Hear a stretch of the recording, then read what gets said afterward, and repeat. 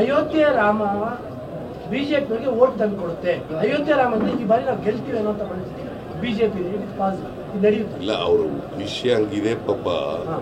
ರಾಜಕೀಯವಾಗಿ ನಮ್ಗೆ ಅನುಕೂಲ ಆಗ್ತದೆ ಅನ್ನೋ ಕಾರಣಕ್ಕೋಸ್ಕರನೇ ಆತುರವಾಗಿ ಇನ್ಕಂಪ್ಲೀಟ್ ಇದನ್ನ ದೇವಸ್ಥಾನ ಇನ್ನೂ ಪೂರ್ಣ ಆಗದೆ ಇದ್ರೂ ಕೂಡ ಮಾಡಿದ್ದಾರೆ.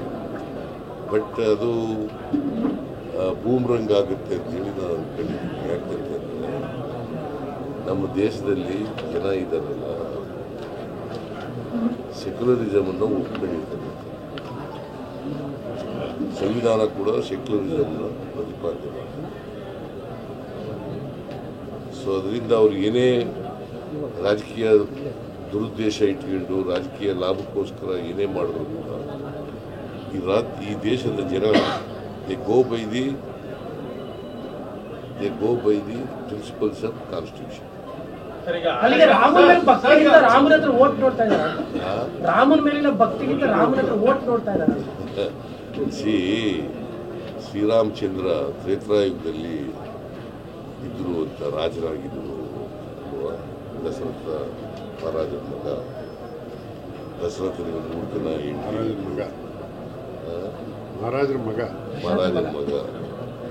ಅವರು ಪಿತೃವಾಕ್ಯ ಪರಿಪಾಲನೆಗೋಸ್ಕರ ಕಾಡಿಗೆ ಹೋದರು.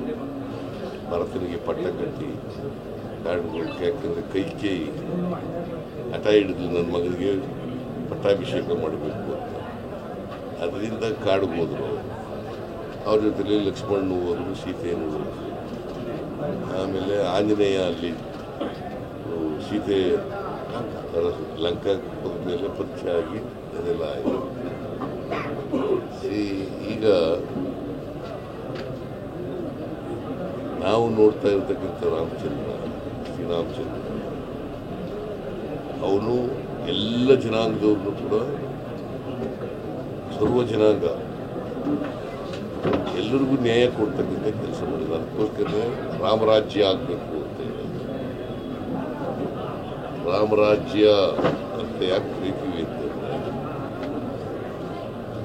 ಶ್ರೀರಾಮಚಂದ್ರನ ಕಾಲದಲ್ಲಿ ಎಲ್ಲರೂ ಸುಖಿಯಾಗಿದ್ರು ಅಂತ ಅನ್ನೋ ಕಾರಣಕ್ಕೋಸ್ಕರ ರಾಮರಾಜ್ಯ ಆಗಬೇಕು. ಎಲ್ಲರಿಗೂ ಸಮಾನವಾಗಿ ಕಾಣ್ತಾ ಇದ್ರು ಅನ್ನೋ ಕಾರಣಕ್ಕೋಸ್ಕರ ರಾಮರಾಜ್ಯ ಆಗಬೇಕು.